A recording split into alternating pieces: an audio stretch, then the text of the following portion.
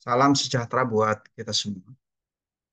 Senang sekali saya bisa bertemu kembali dengan Bapak Ibu Saudara-saudara yang mengikuti renungan harian GKP Halim Perdana Kusuma. Mengawali aktivitas kita hari ini, saya mengajak kita untuk beribadah sejenak, merenungkan firman Tuhan. Karena itu sebelum kita membaca Alkitab dan merenungkannya, mari kita berdoa. Allah Bapa di sorga, kami mengucap syukur kepadamu. Karena kebaikan dan kasih sayangmu kami dapat mengalami kepastian hidup baik di bumi ini maupun di dalam kerjaan sorga. Kami hendak memulai dengan berbagai aktivitas di hari ini. Tuhan tolong agar kami dapat melakukan apa yang Tuhan mau untuk kami lakukan. Karena itu tuntun kami dengan kebenaran firman.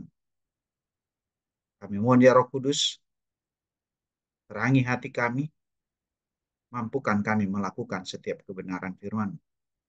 Di dalam nama Tuhan Yesus Kristus kami berdoa. Amin. Bapak Ibu Saudara, pembacaan Alkitab kita hari ini di Yohanes pasal 3 ayat 14 hingga ayat 17. Demikian firman Tuhan. Dan sama seperti Musa meninggikan ular di padang gurun, demikian juga anak manusia harus ditinggikan, supaya setiap orang yang percaya kepadanya beroleh hidup yang kekal.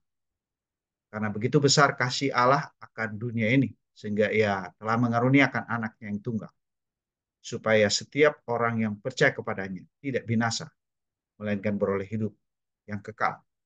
Sebab Allah mengutus anaknya ke dalam dunia bukan untuk menghakimi dunia, melainkan untuk menyelamatkannya oleh Dia. Demikianlah firman Tuhan. Terpujilah Kristus.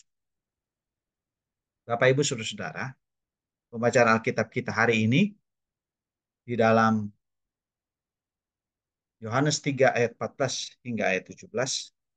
Saya berjudul setiap orang yang percaya kepadanya.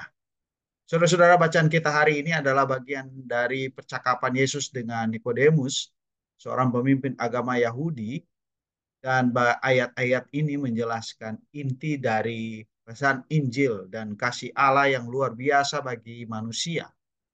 Karena itu saya mengajak kita merenungkan bagian ini dengan beberapa poin penting. Poin yang pertama adalah meninggikan anak manusia. Perumpamaan ular di padang gurun, Yesus menunjuk kepada kejadian di bilangan pasalnya yang ke-21 ayat 4 hingga ayatnya yang ke-9, di mana Musa meninggikan ular tembaga di padang sebagai tanda penyembuhan bagi orang Israel yang dipagut ular. Ular tembaga menjadi simbol keselamatan bagi mereka yang memandang dengan iman. Anak manusia ditinggikan, yaitu Yesus, mengidentifikasikan dirinya sebagai anak manusia yang harus ditinggikan di kayu salib. Penyalipannya adalah cara Allah menyediakan jalan keselamatan bagi manusia. Dan karena itu manusia mengalami hidup yang kekal. Dengan demikian setiap orang yang percaya kepada Yesus akan menerima hidup yang kekal. Ini adalah janji Allah yang memberikan pengharapan dan kepastian bagi yang percaya kepada Yesus Kristus. Yang kedua, kasih Allah yang tak terhingga. Kasih yang besar, ayat khususnya di ayat 16,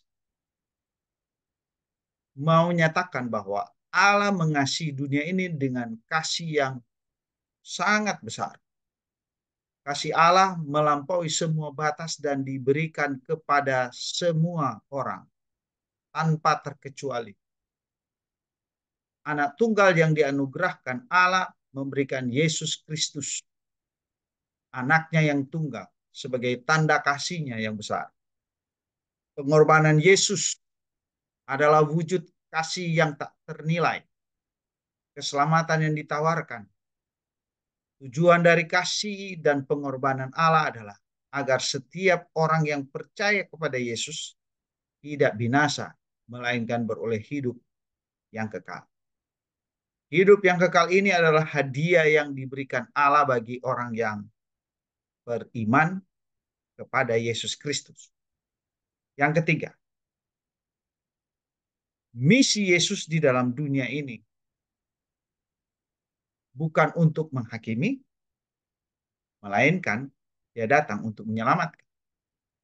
Allah mengutus Yesus bukan untuk menghakimi dunia, tetapi untuk menyelamatkan. Misi Yesus adalah membawa keselamatan dan rekonsiliasi antara Allah dan manusia. Sasarannya ialah penyelamatan secara universal kepada seluruh umat manusia. Penyelamatan yang diberikan melalui Yesus ditawarkan kepada semua orang. Setiap individu memiliki kesempatan untuk menerima keselamatan melalui iman dan percaya kepada Yesus Kristus. Karena itu, yang bisa kita pahami dari bacaan kita, yaitu percaya kepada Yesus. Itu yang penting.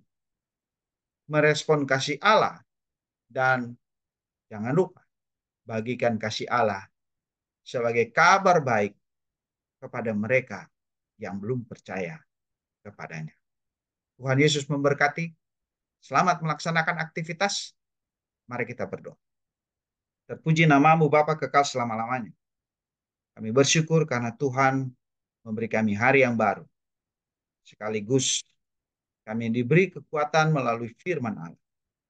Kiranya Tuhan terus menolong kami. Berkati setiap mereka yang lemah tubuh, fisik, bahkan iman mereka. Kuatkan, mampukan mereka Tuhan, untuk mereka tetap giat melakukan pekerjaan Tuhan. Berdoa, belajar firman, dan terus giat melakukan pekerjaan. Kami siap memasuki hari ini dengan penuh sukacita. Dalam nama Tuhan Yesus kami berdoa. Amin.